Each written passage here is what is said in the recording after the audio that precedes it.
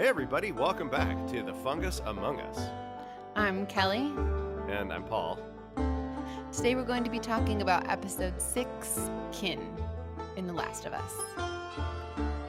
That's right. A lot of kin in this episode, and a lot of people thinking about their kin, discussing whether they're kin, discovering that they're kin with new people they didn't expect to be kin with. Boy, that was a lot of kin. Yeah, that's what I'm saying. A lot of kin going on. You know, I actually have a question for you, because it's something that threw me a little bit in the beginning. They opened to show us, again, Henry killing himself. And I just kind of wonder the intentions behind that choice to show us that.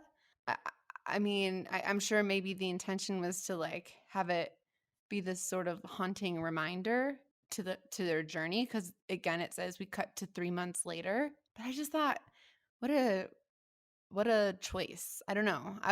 Did you think about that at all? I did, yeah. It was strange because, yeah, it kind of felt like a previously on The Last of Us, but it was part of the episode, you know?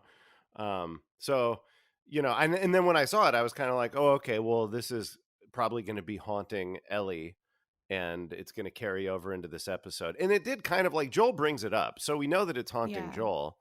But it didn't wind up being like, and then Ellie kind of brings it up too. She brings up Sam and how she wanted to try to save him and stuff. So But there even was with that that, feeling, but it also wasn't really front and center in the episode to the point where it felt like it was tying back to that first shot, you know?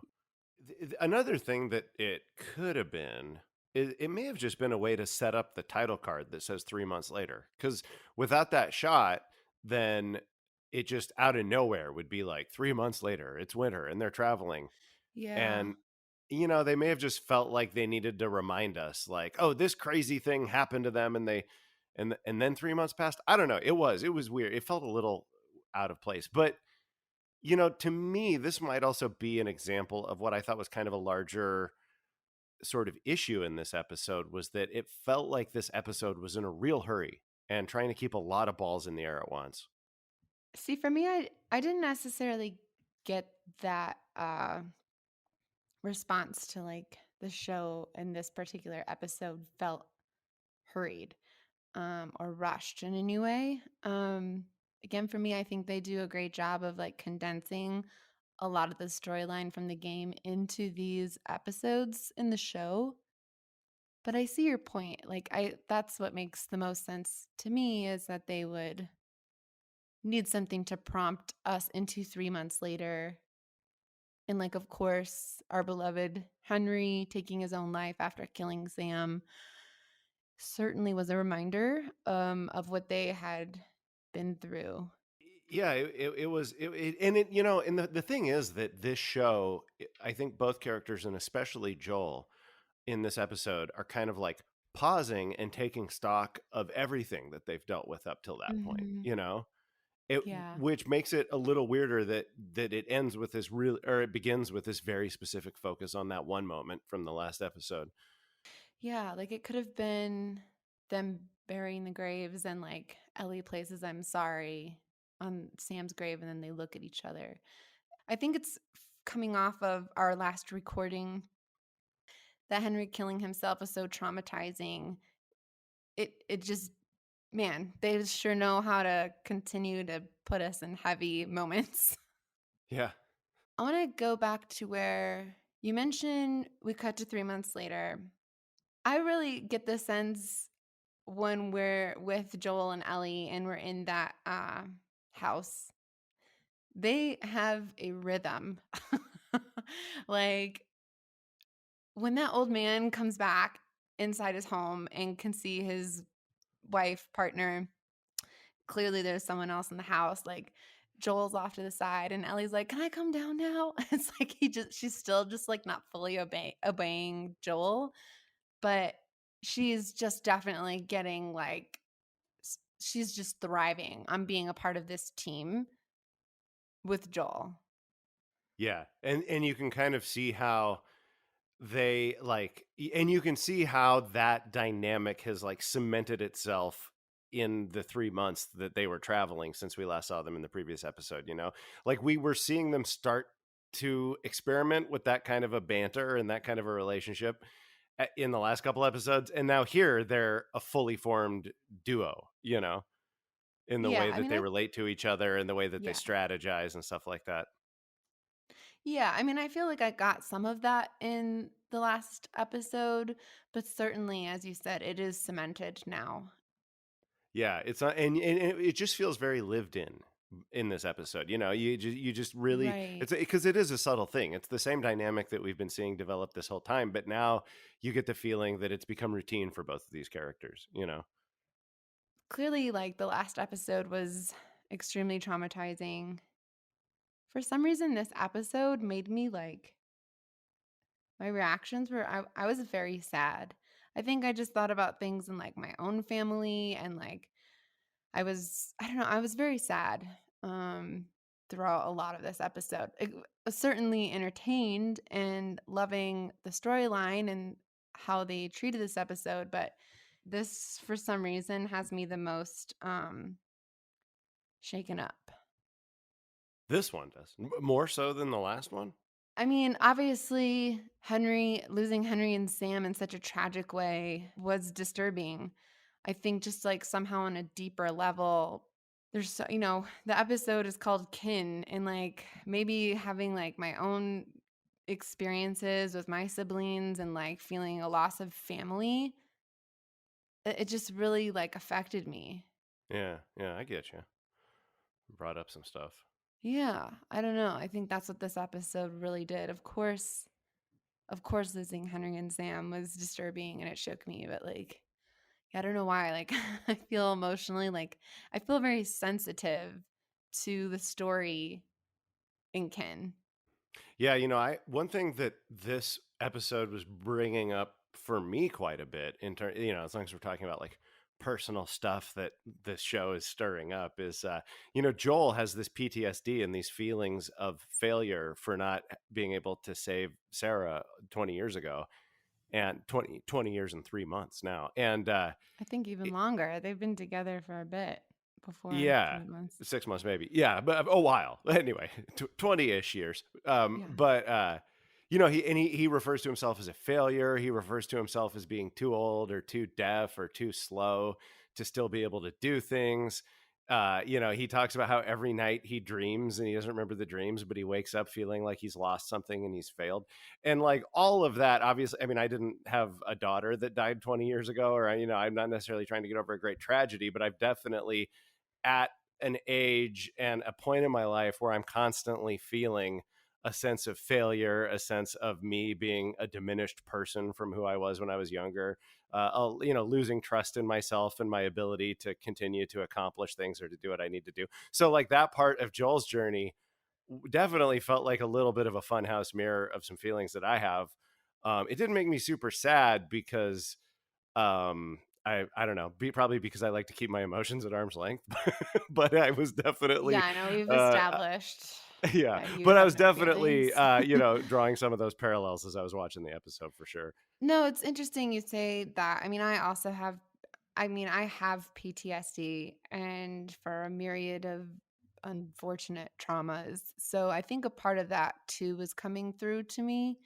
As you said too, Joel says later on, like, he can't remember what the dreams are, but all he knows is that when he wakes up, he's lost something. And that was incredibly, for me, undeniably relatable. So I think, again, with that and just like, it just, for some reason, this particular episode really tugged at my heartstrings. I mean, I felt like this was a very Joel focused episode. Ellie had a lot going on too, but we really, really dug into him in this episode. I have a Exactly. lot of thoughts on that for later as we work our way through the events of this episode. When Ellie and Joel leave that couple's house after figuring out where they are in the map. Actually, wait, before we leave that couple's house, can I just say, like, how much did you love them? Like, they were amazing. I was hoping that they were going to spend the whole episode with them. I was extremely, as always, really satisfied with like supporting characters.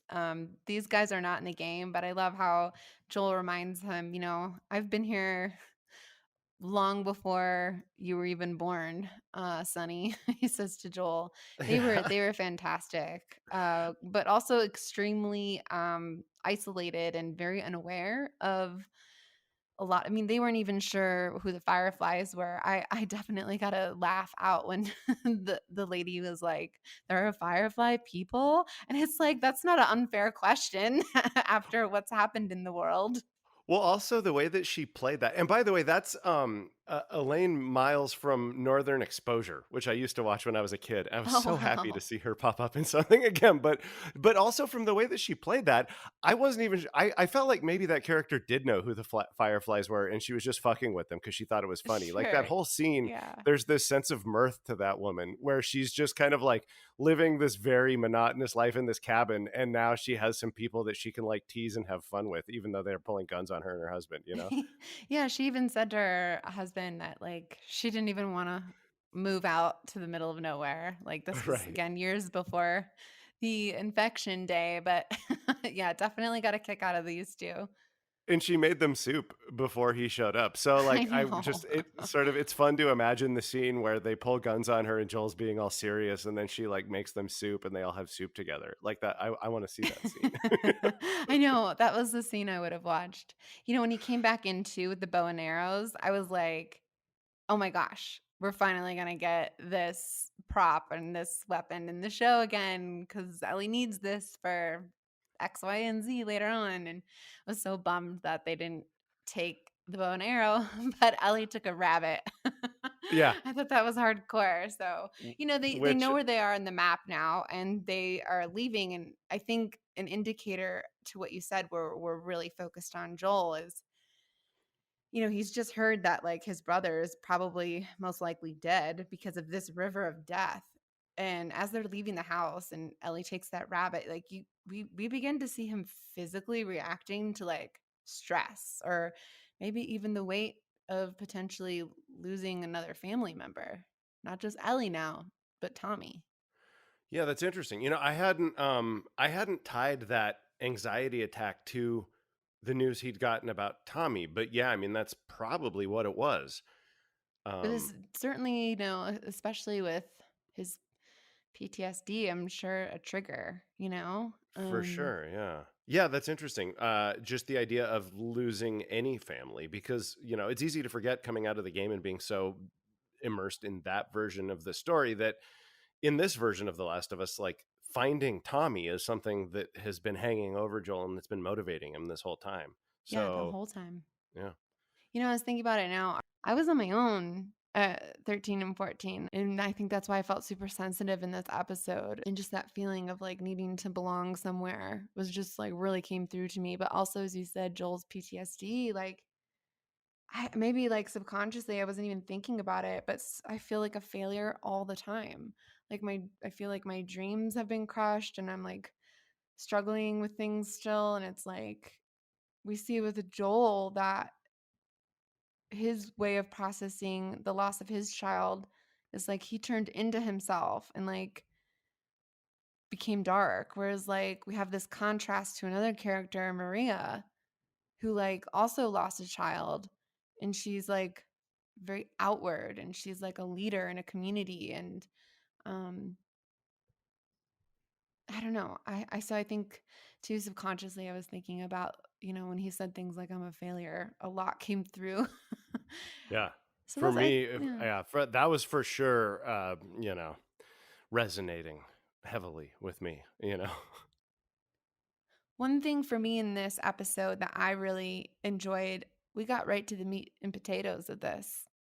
I mean, sure, there was a lot of things like condensed. I didn't feel like it was necessarily hurried. I think maybe if we're comparing it to the game, sure, there's a lot of things that are different, but like the essence of, the relationship and the storyline is still there.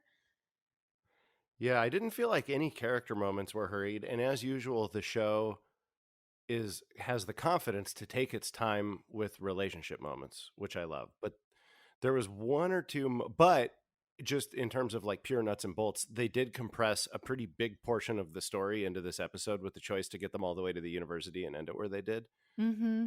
Yeah. Um, and there was one moment in particular later in the episode, which we'd probably talk about when we get there, where I felt like there was something lost in translation story wise. Um, and but anyway, well, teaser. We can talk to that. Oh yeah, I was gonna say one thing I enjoyed, as they're on their way to the river of death, when Ellie is like leaving. Again, her humor never ceases to amaze me. She's like throws the rabbit on her back as she's like leaving, the couple's house. And after Joel's had his panic attack, and she's like, "Yes, well, all we have to do is just cross the river of death." And she says it in such a way where it's like onward. Yeah. She's funny, man. Like I think there's so many dimensions to Ellie now from from the game I feel like they're different, and I actually really like that. I mean, clearly they're the same in some, or I think Bella Ramsey has certainly made it her own version of Ellie, and I absolutely love it.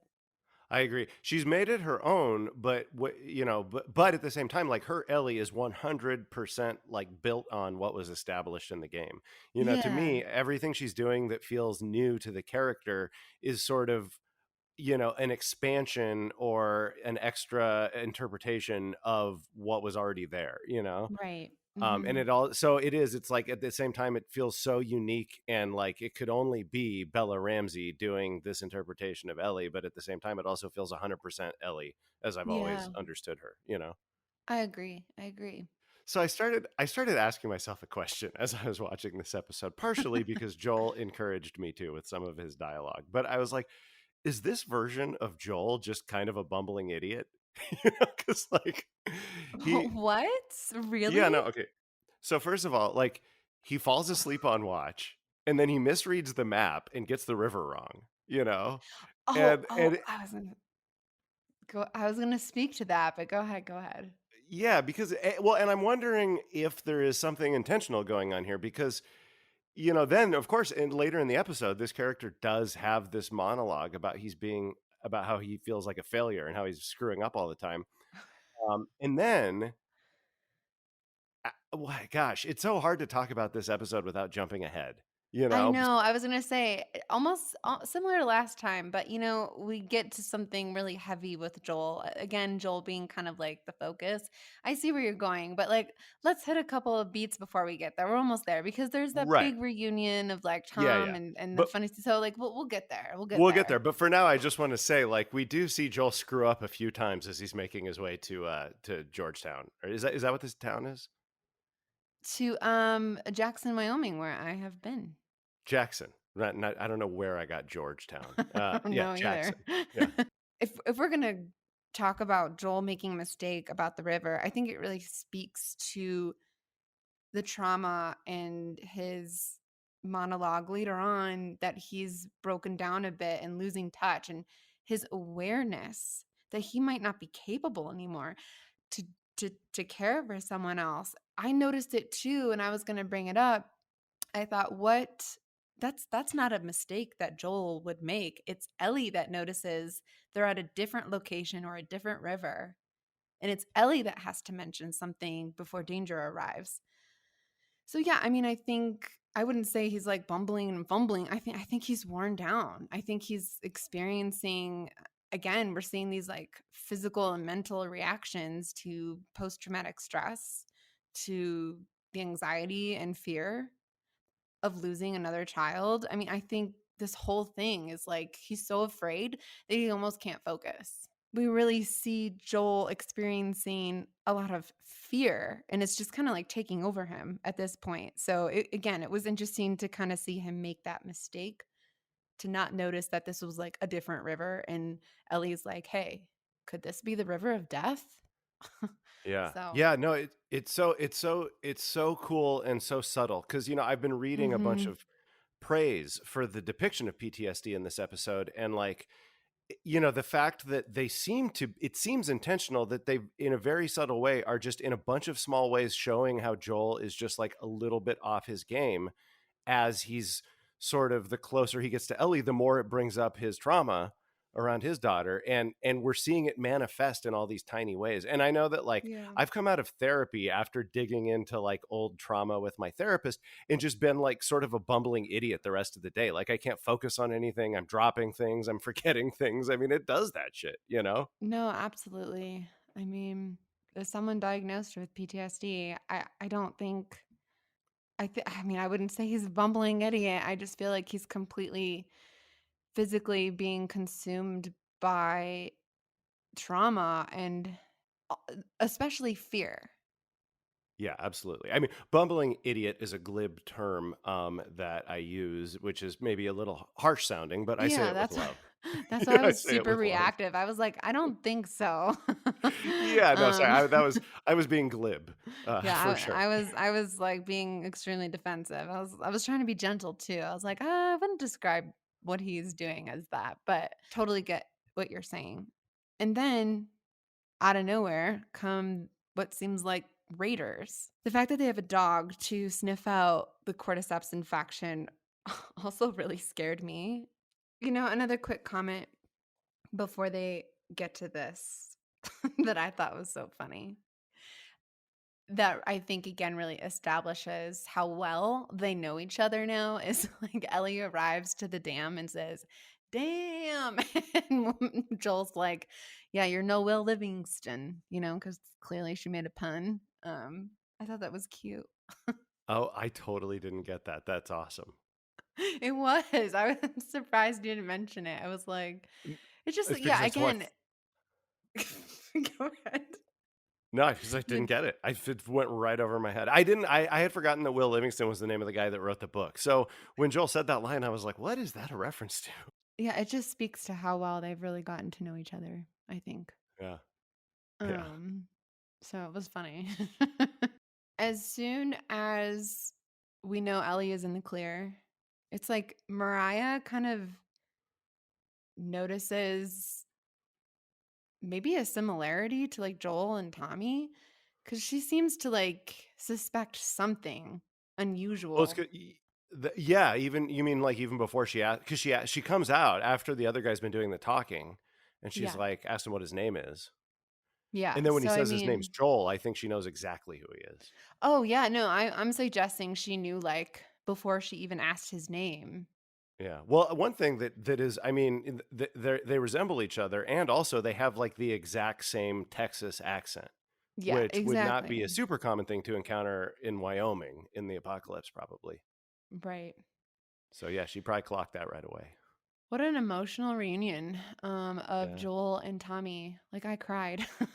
It was yeah, it was really deep. Yeah, really deep, really heartfelt. And then yeah, I thought it was really an interesting choice the way that Joel called out his name. Uh I don't know. There was just like a lot of different textures of emotion in just the way that he calls out Tommy. I'm curious to dive deeper into that because I, I maybe think I know what you're speaking to, but I think it was like the way he could yell out his name.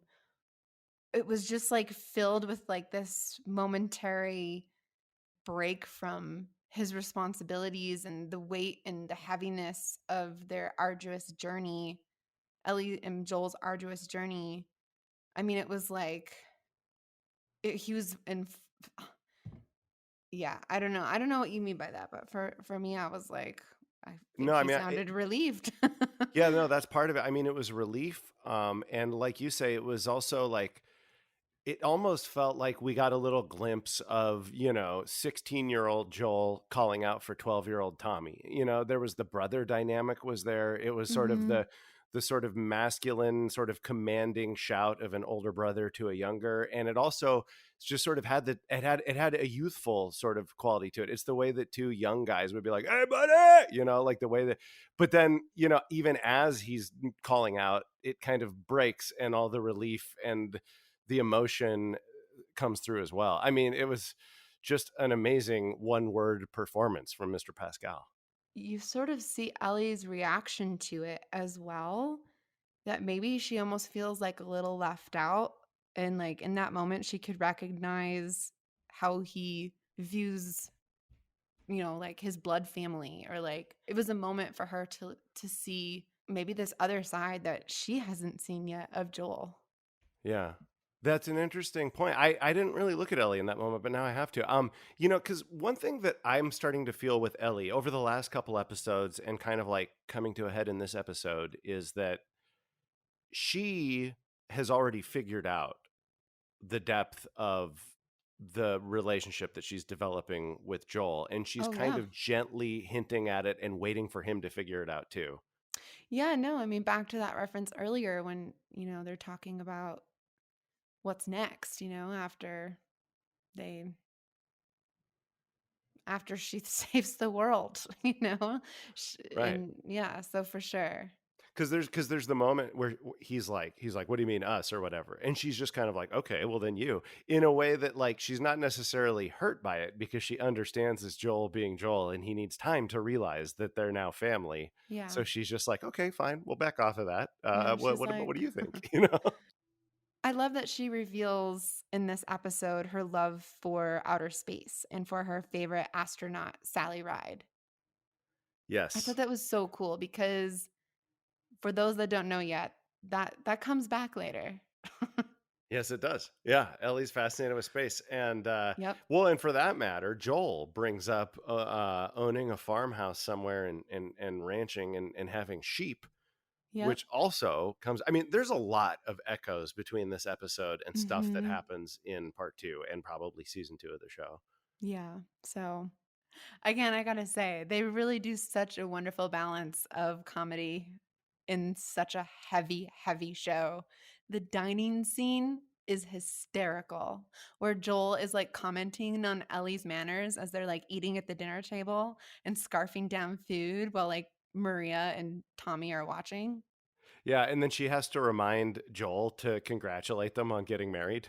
And Joel's just like, Well, it's funny because she says congrats first. And, like, as you said, it reminds him his delivery, the way he says congrats, makes me think to the last episode where he delivers the same kind of like tone to Henry, where like Henry's pointing the gun at him and like he's like, yeah, we're good. And yeah, Ellie's like, or Henry's like, "No, you said it doesn't sound like real honest, man," or like something is suspicious about the way he delivers his communication. And Ellie's just like, "No, that's just how he speaks." yeah, it's amazing, and it's this beautiful dynamic that's developing between them, where Joel sometimes is such a grumpy bear that he comes off as like really scary, and like Ellie is trying to apologize for that, and then since Ellie is kind of a young hothead, she's constantly doing things that are liable to offend people for no good reason. So Joel's trying to control that, and they're both kind of always apologizing for each other, which Yeah. really comes out in this scene. But one thing I will say, it was during this scene when I had to pause it because I was like, who is that playing Maria? And so I looked it up, and it's Rutina Wesley, who played Tara in True Blood, which is a bonkers ass show that I hadn't thought of for years. But I loved her in that show because she's amazing, and she's perfect as Maria. Yeah, she definitely does she does a lot of things for me in the show that she doesn't in the game. I think that's another unique thing about bringing this to life is that we can expand on these supporting characters in a way that we just don't get in the game. Certainly with Maria, I'm so glad we got like more depth to her. And during this scene, we may have seen the first of two Last of Us 2 characters that were introduced in this episode. Yeah. Yeah. So there's a part during the scene where Ellie spots a girl of about her age staring at her from across the lunchroom and yells at her to scram. And the internet is thinking, what?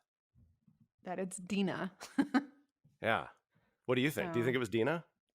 I absolutely think it was Dina. Now, do I think Uh, that that's who is going to play the character when she's 19 years old in the game in part two? I don't, maybe, I don't know, but it was certainly was Dina because isn't there some storyline where that's how they were initially met somehow? I don't know. Whatever. I don't know. Well, Um, it's interesting because in the game, when they go to Jackson in the first game, it doesn't look the way it looked in this episode. This is what it looks like in the second game. yeah, You know, yeah. in the first game, they haven't really got it set up yet. In the first game, you help them turn the dam on. So, here we're seeing Jackson fully realized as a town as we see it in the second one. So, I mean, yeah, I think it was Dina, and I don't know. I mean, I bet that like at this point they know what they're doing and they know how important Yeah. this character is going to be. So I feel like that's probably also going to be the actress that plays her in the next season. That actress does not have a lot of credits to her name. People like looked her up and stuff. I forget her name now. She did like a short film, and I think she was in like an episode or two of something. But yeah, I bet that's Dina. No, I have no doubt that that was Dina for Yeah, sure. For people who don't know Dina, she plays a major role in Ellie's life in the next part 2. we have a possible Dina sighting. I'd say a probable Dina sighting. So, do you know who the other Last of Us Part Two character who's introduced in this episode is? You might have to remind me. Okay, I'll give you a hint. It's not a human being. Shimmer. That's right, Shimmer. Yeah, Ellie met Shimmer as a foal, which in a way is so sweet because Shimmer becomes Ellie's horse later. You know, A- Ellie doesn't know it, but Joel's intention to also bring her to Tommy was to leave her with Tommy. That's kind of been something I think throughout their journey that he's been like internally struggling and debating. I think that once he arrives and sees that like Tommy really has this like secure safety net, I think there's also a bit of like relief that maybe he can leave Ellie with Tommy to take her all the way to the Fireflies. Because there's this moment where after Ellie meets Shimmer, it's like the first time there's an opportunity to leave Ellie because we're in this safe environment. And like Maria's like, Joel, Tommy, why don't you guys catch up? And Ellie looks over to Joel and she's like, Joel, and in this kind of like dismissive way, he's like, "You'll be fine. You'll be fine." Like clearly she's worried about being separated from him. And I think like he had to put on this like, I don't know, this coldness in that moment to just kind of pass it off as like, "You'll be fine." Even though I could kind of tell like he was still worried, but it was like he was able to let go of her for the first time in a long time. Yeah, and he did it very unceremoniously. In the classic Joel way, though, I mean, that's the thing. When Joel is feeling the most, he's showing it the least. You know what I mean? Well, Except it for one, depends. except for one moment in this episode. But generally, I like he don't tends to go kind yeah. of like gruff dad when he's having to deal with emotional I stuff. I mean, I guess I feel like I've seen him. Of course, yeah, he has a gruff. He's gruff for sure, but I think since since we met him, and even when he lived in the Boston QZ, there's been like a sensitive, vulnerable side to him, and I've really enjoyed that version of Joel played by Pedro. Yeah. Well, Certainly no, comes there is out. for sure, but Yeah, like he puts up a wall between that and people when he's like talking to them. Like when it comes to great. like revealing that part of him to other people, that's when he just kind of goes flat, like he did Yeah, in this moment where he's like def telling Ellie, like, you'll be okay. Yeah, definitely. Definitely that's Joel in the game, and yeah, for sure, it comes out in the show, which does bring us to the next point here. And to your point, Joel is in the bar with Tommy. They're starting to catch up, and you think for a moment maybe if you know the game and know what he's gonna say, like this could be the conversation where he says, she's immune, Ellie's immune, and I need your help. But he just kind of like immediately reverts back to this, like, okay, but you're my brother.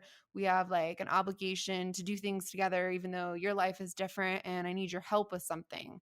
Really, without details, because Tommy also asks, how's Tess? And to your point, he says she's fine. He puts up a wall when it comes to his grief. Yeah. He very rarely actually tells people what happened to Tess. He almost never will admit it. Well, I mean, when has he had a chance to other than Ellie? It's so funny because Joel is so all over the map in this episode. Because at this point in this conversation, he's trying to convince Tommy that all three of them need to go. Yeah. So he hasn't even got to the point where he feels like he needs to remove himself from the equation. So he's just really a mess. Right. No, for sure. I mean, I think where things start to like shift is when Tommy says like, he's like, what is, what your woman has a hold on you. You can't go with me. He's like, no, I'm going to be a father. Yeah. For me, in that moment, when Joel sees someone that resembles his daughter, it was like we were witnessing him seeing a ghost. And like for the first moment that we've seen, he like allows himself to imagine or remember his other life and like what could have been. It was heartbreaking. Yeah, it was. I mean, we haven't really seen. I mean, it's like he's s- breaking down in this episode piece by piece, and I think this kind of is what pushes him over the edge, is like in this panic attack seeing a ghost, and like imagining his daughter in like another life. Like it was just like it was for me what pushed him over the edge of like he's broken. Yeah. Yeah. Or perhaps the straw that broke the camel's back. But, this whole episode, all of the stuff that we've seen Joel bottling up and running away from the whole season sort of claws its way to the surface in this episode and kind of in Yeah. that moment, because that leads right into the scene that he's about to have with Tommy, where he lets it all out. Uh, but yeah, yeah, this is just it's interesting. It's like this is a character, and it is such a careful and accurate portrayal of this kind of thing. It's this character that's been running from all this stuff and not dealing with it for so long until finally it just takes him out at the knees, and he just can't run from it anymore. Yeah. It's like where is he going to go? It's like where is he going to go after this? Kind of He's, like circles back to Ellie's question, what is life after this? yeah, I don't ranching know. sheep on the moon. Magic sheep on the moon? Ranching sheep on the moon. Yeah. Oh, well they would have to be magic to be on the moon. So Or they would have to be sci-fi sheep, like if they had like sheep spacesuits, or if anyway, that was just what Ellie said at the one point in the episode. Or no, Joel said that joke about ranching sheep on yeah, the moon. he Yeah, said dream about ranching sheep on the moon or something to that yeah, effect. But I think it's great that we kind of see Ellie by herself too for the first time in a while. And like, I thought it was, after she gets out of the shower, she finds new clothes on her bed that clearly Maria left and finds a cup. And her reactions to things continue to amuse me. They remind me of myself. Like, because I remember when I first saw one, I was like squeezing it and I was like, what the hell is this thing for? And it's like, yeah. and she saw the directions, was like, oh, weird. I was like, it is weird. It is weird. It is. It's It's funny super too weird. because it ties back to that scene in the third episode where Ellie finds the box of tampons in the gas station, and I just think it's funny that this show is taking such care to sort of show us how feminine hygiene in the apocalypse might work. Yeah. Well, the cup makes sense. It's Yeah, reusable. well, yeah, yeah, that it makes much more sense than 20-year-old tampons, that's for sure. Um, Yeah. Another thing that I think is really funny, a pattern that the show has sort of established is that was also in this scene is that it's not enough to just show the characters in their iconic outfits from the game.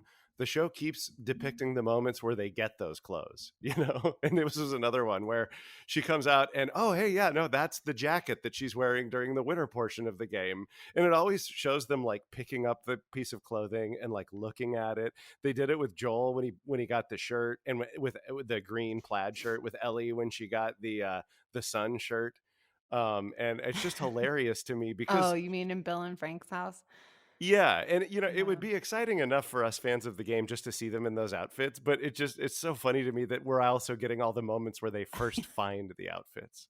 Yeah, they're like clearly establishing like this, hey guys, for you gamers out there, this is where they found it.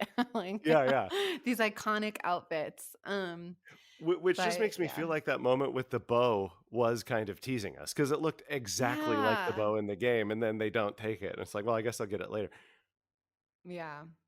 Well, so it's like Ellie goes downstairs and she's in her that sporty jacket that I love from the game. Um, she notices like a little memorial writing on the wall of Kevin and Sarah. And immediately I knew that was Sarah, Joel's daughter.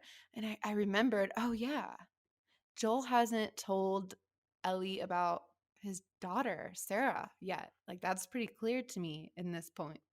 That's pretty clear to me in this moment. So, Maria comes in with the eggplant coat, which I just thought was so funny. She's like, "Yeah, this is fucking egg fucking purple or whatever." She's like, no, it's um eggplant. yeah.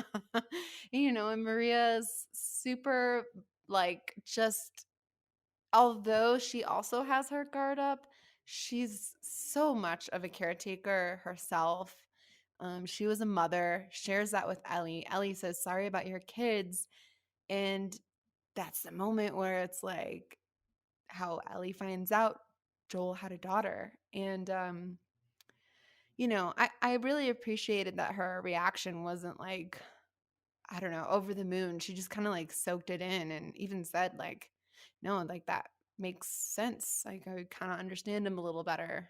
Yeah, big moment there. And yeah, and it was really you're right. It was very subtle and quiet the way that she sort of internalized that information. You could see a lot of things clicking into place for her.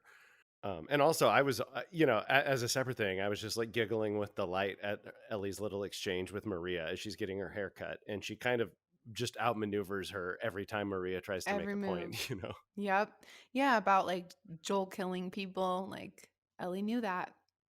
I kind of Yeah. was a little confused at Maria's intentions to be like, it's those that you trust the most that will disappoint you speech. And I was like, where is she going with this? I don't Well, I know. think that Like, Maria, I mean, the way I interpreted it is that Maria was concerned about Ellie being with Joel because Maria clearly has no trust for Joel. She has heard these stories about how him and Tommy used to basically be raiders. And I think she probably blames Joel for that primarily, right or wrong. And so she's worried about this young girl going around with this guy who's willing to kill innocent people to stay alive. And I think that's kind of her way of telling Ellie, just, you know, all I'm saying is like, be careful about trusting this guy. yeah, He's or maybe got a she was really like, dark past. yeah, maybe she was like inviting her to stay there rather than continue on with Joel or something to that effect. But, again, it's like she made a good point. As you said, she outmaneuvers her each time. She's like, well, doesn't Tommy have the same history? And she was like, oh, well, Tommy was following Joel. And I'm like, you know, it's, it's, it just was so clear to me too in that moment that like Joel and Tommy have had experienced so much trauma even after Sarah's death, and it's like trauma that they felt forced into. And I don't know, it's like you never really get their story on the horrible things that they did and why it pushed Tommy away to run away from him. Yeah. Something else I noticed when they go to the movies, again, it's Ellie's just sort of like plopped into this unfamiliar world. Like maybe there were similar things in the Boston QZ, but for so long now, she's been in survival mode, in journey mode with Joel to like just be plopped in a movie theater with like a bunch of kids. It's like she doesn't know how to be by herself. And she's clearly concerned where Joel is because she's like looking around for him. And then we get into probably one of the most emotional scenes where Joel is trying to fix his shoes and Tommy and Joel have a sit down. Yeah. I mean, this is a big scene. This was a real showstopper. It was an amazing moment from Pedro Pascal. I knew I actually I didn't know anymore if the conversation was coming where where Joel was going to share with Tommy that she's immune, and he kind of like jumps right into it. And I think he's still coming off that like experience we spoke about where he felt like he saw a ghost. and it's like he's traumatized and he can't move forward. And I feel like this was this, like as you said, like he's been breaking down this whole time, and this was the moment where he asked for help, you know? And the thing that he was Um, asking for help with wasn't the thing that he actually needed help with, but this was him finally with his brother. Maybe there would be almost nobody else that he would open up like this to. yeah. He finally lays it all out. He's like, here are the stakes, here's what I'm dealing with. And you know, he just lays his soul bare. He talks about feeling like a failure, talks about how he's been doing nothing his entire life but fail his daughter, and how he dreams about her death every night and wakes up feeling like he's lost her. Well, I mean, he just really spills his guts. he said he doesn't remember his dreams. He just, you know, remember. I mean, Tommy even says, "What are the dreams? What are the dreams about?" And he doesn't even know. He just knows that when he wakes up, he's lost something. And I think too, when he's talking about failing her, all I've done is fail her.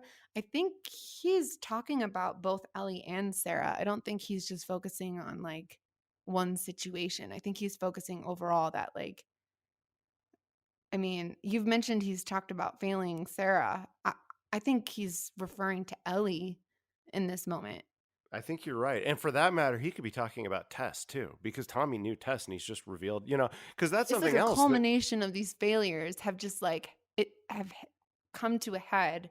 And I mean, he's certainly referring to Ellie because he gives circumstances about how he saw, you know, a brother kill another brother to protect Ellie, and that he couldn't like hear someone trying to attack them, and he's just kind of like breaking down, like, and they're all in reference to Ellie.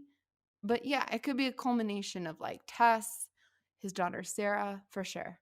yeah, you know, and it's interesting. I just thought of something that kind of relates to what we were talking about earlier, because he lists that moment when the guy killed his brother to save Ellie, is what Joel said. And then Joel said that he was frozen and he couldn't do anything, which was not true at all. I mean, in that scene, Joel was trying to get to Ellie and like lunging toward her, and Henry was like shooting at him and kept the gun on him. So, like, it's just another thing where he's so convinced he's a failure that he's Hmm. even changing his memories of events to make it about how he failed, when really he was kind of doing everything he could without getting shot.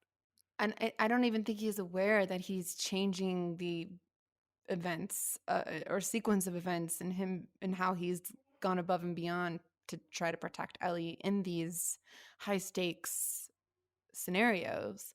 Right. No, I'm sure he has no awareness of it. It's just like, it's just another trauma thing. You know, he feels there's all of his trauma is around his feeling that he failed to protect his daughter. And so every situation he's in gets reinterpreted as him failing to protect somebody. I found it really powerful that you can tell Tommy accepts the task. You know, there's clearly still this loyalty to each other, no matter what had happened between them or why Tommy left. I think too, you can see Tommy sees that Joel has also changed. And again, as you mentioned, it's like Joel asking for help here. So, you know, Tommy returns to Maria, and it's like she senses something is up, you know? I mean, also, I think that perhaps Joel, because, you know, he also makes the appeal to Tommy, like, oh, you want to make up for what we did. You want to make a better world for your kid, that kind of stuff. I think maybe a lot of that got through to Tommy too. Yeah, I'm sure it did. But I mean, like, I don't know. I can imagine his feelings earlier of not wanting to leave his pregnant wife because of the risk. Yeah. But you know, he trusts Joel too in some way. Again, there's he believes him when he says she's immune, because in this world it's such a bizarre, unacceptable, unrealistic concept to be immune, you know? That's why like you're immediately shot if you're like bit or like turning. And it's like, I don't know. There's like no room for like waiting to execute someone if they're suspected as or diagnosed as infected. Yeah. And like Tommy maybe hesitates for a moment when he hears that she's immune, but like he trusts Joel. Joel wouldn't, you know, make this up. Yeah, it's a really interesting moment because you see Tommy. wrestling with it in a really Mhm. physical way. When Joel first says he's immune, Tommy takes like a step toward the door. I think he's just Because taking a he step to the seat. no, no, he very specifically moves past the seat and takes a step toward the door and then stops himself. And then Joel goes on to say, like, look, no, I saw her get bit. It was months ago.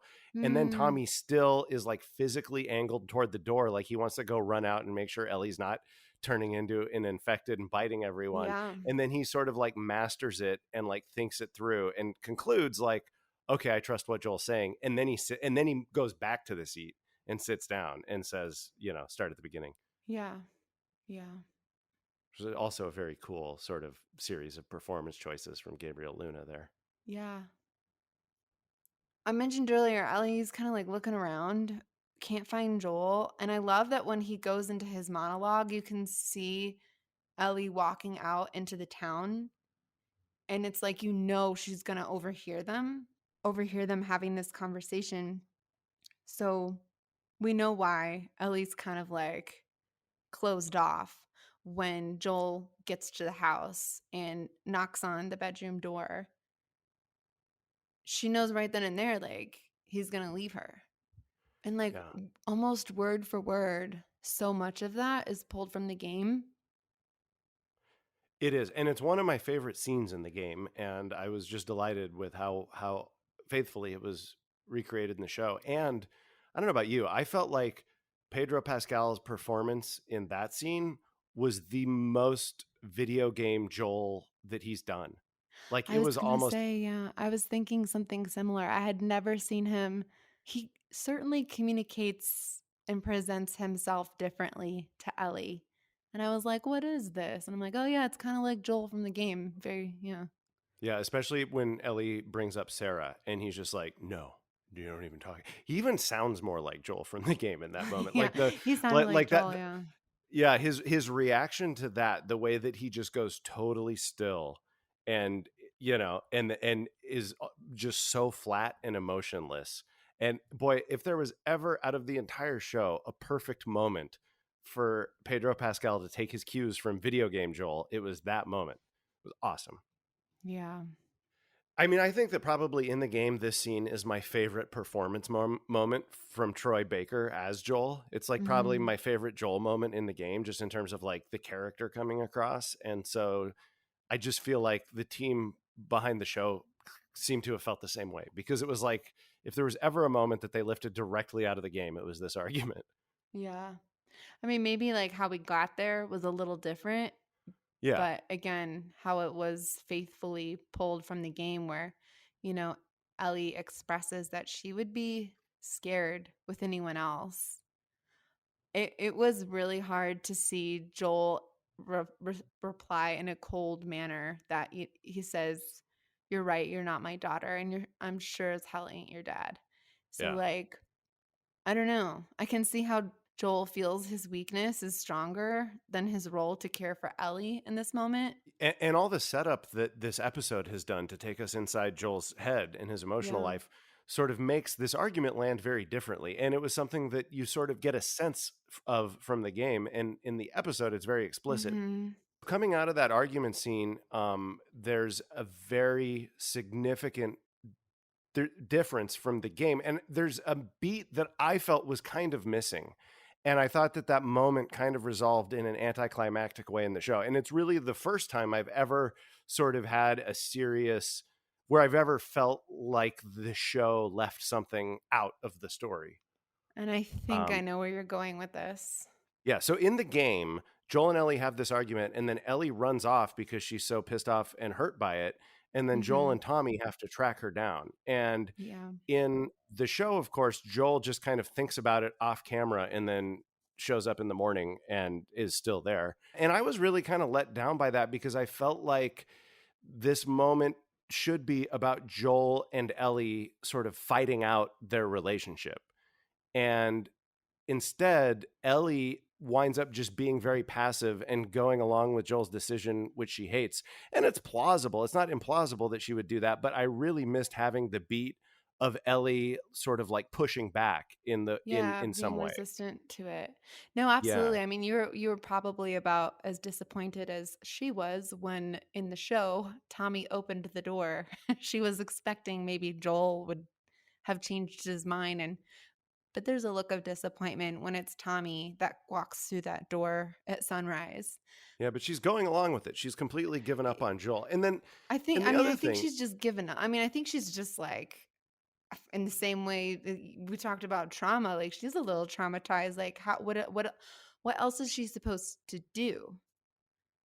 yeah, well, it's a good point. I and then the other thing is like, okay, so if the beat where Ellie fights back by running away is out, then what is there to replace it? And there's nothing because like There's Joel, nothing. He yeah, just Joel has like been, changes his mind. What got him yeah, there? That's a big totally. decision.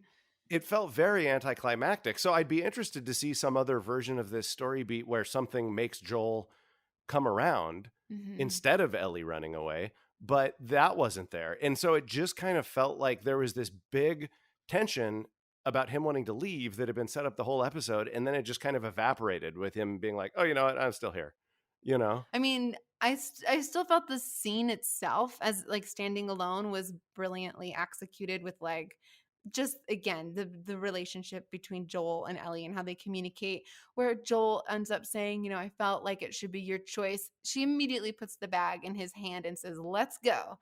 But I'm like, Yeah. as fun as that was, it would have been more like it like we needed something to get there, I think, in between the argument and that moment.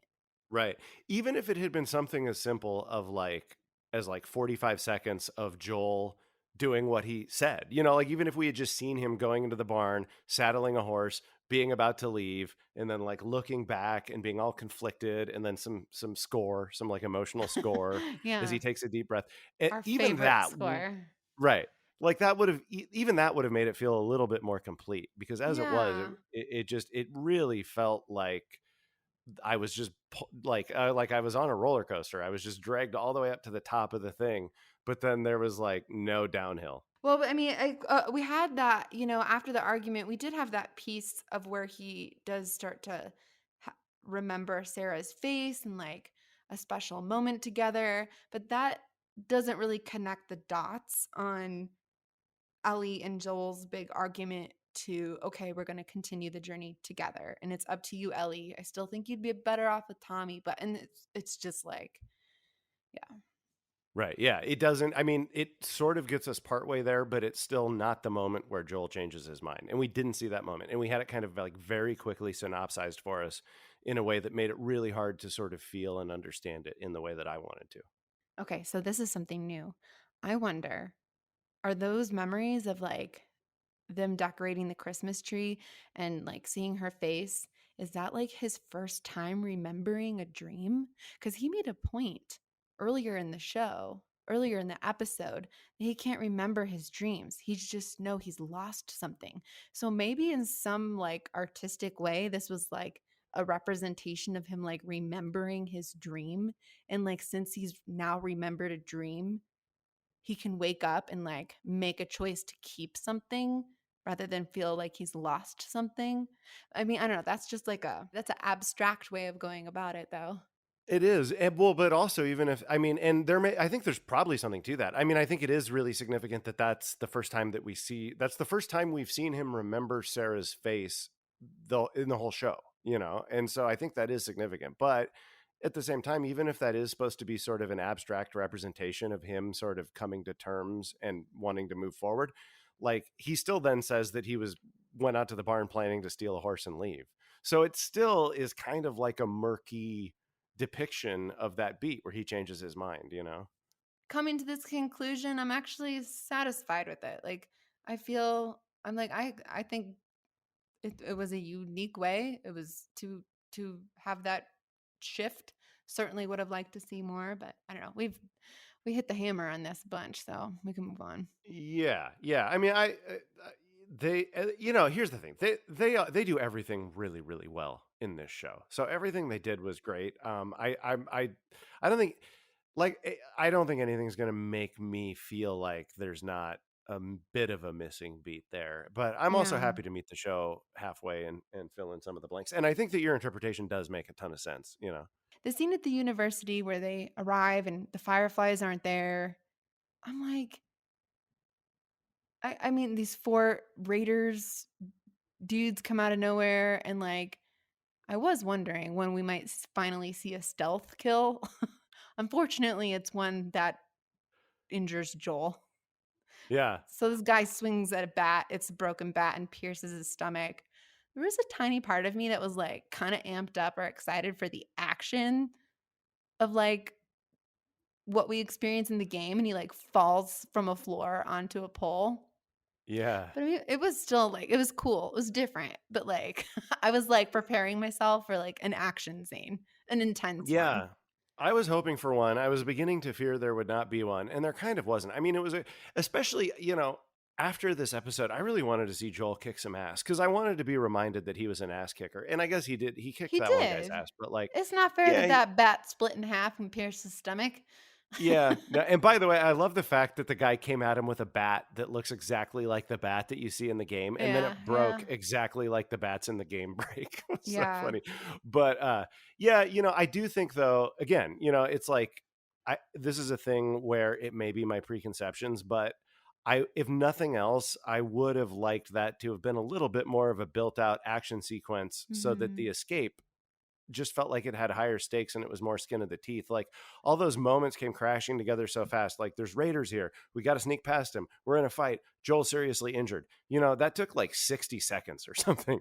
And like Yeah, I if nothing else, like an extra minute or two of suspense or action mhm. or something to sort of emphasize that moment a little bit more, I feel like would have also made me feel a little bit more taken aback by Joel's injury. You know what I mean? Yeah, I mean, I see what you're saying, or maybe like a scene where they think they're getting away, and then he's pierced by that bat. Yeah. I don't know, just something like a little stretched out to be like, there's a moment of hope again, and then we're Yeah. completely Or back to. even or even if it had been the exact same fight, but we were just in it longer and they had to Mhm. work harder to win it, you know?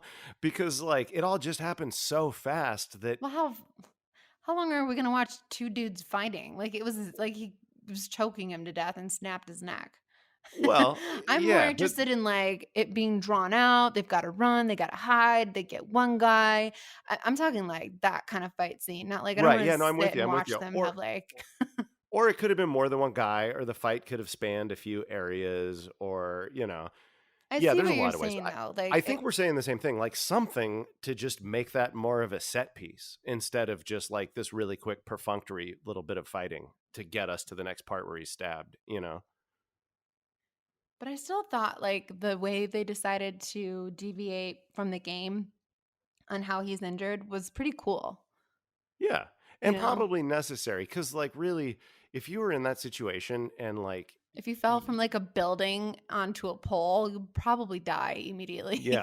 He was totally skewered by that piece of rebar. And then like just Oh yeah, I like if remember. somebody had that injury in real life, you'd have to like take them to the hospital to even remove the rebar without killing them. Like the idea that like a young girl would be able to like lift him up off it and get him out without killing him. It's fine in a video game. In a show, I think it maybe would have felt a little unbelievable if it had gone down that Yeah, no, way. I felt like this was like I believed this. I believed this. I just wished it was a little bit more drawn out. Yeah. It looks like the next episode is going to focus on Left Behind. Yeah. Hey, actually, I have a question. Do we know who Troy Baker is playing in the show? I don't, and I want to wait to find out. I want to be surprised. I don't want to look it up. I don't know if it's been revealed, but I had a thought when I was watching the end of this episode. I was like, what if Troy Baker plays the creepy ass cannibal that is like trying to recruit Ellie? I think he's just going to play like a side guy. I have a feeling that Ashley Johnson is going to make an appearance in the episode too. If this is kind of like Ellie's flashback, um, I think they have Ashley Johnson play like her mother, and there's like Yeah. a birth scene. So like, who knows? Maybe like Troy Baker and Ashley Johnson will both be the next episode. That'd be cool if they were in the same scene. I think somehow they're gonna have Troy Baker and Ashley Johnson as part of Left Behind, and I'm really Mhm. curious to find out how they do that. Yeah, me too. Me too. Yeah. So we're in the final three. That was another thing. Like ending this episode, I'm like, dude, Yeah, we've only got three left, and wild. um, yeah, and crazy shit's gonna happen. It's gonna be interesting to see how they pack it in, what they keep, what they change. Like, Yep. I'm really excited for the third act of this story. Me too. Me too. Yeah, All right, everyone. Thank you so much, as always, for tuning in to The Fungus Among Us. that's right. Stay safe out there, and we'll see you next week. Or stay dangerous. I don't know. I think that's a good out. Stay dangerous. But also be kind.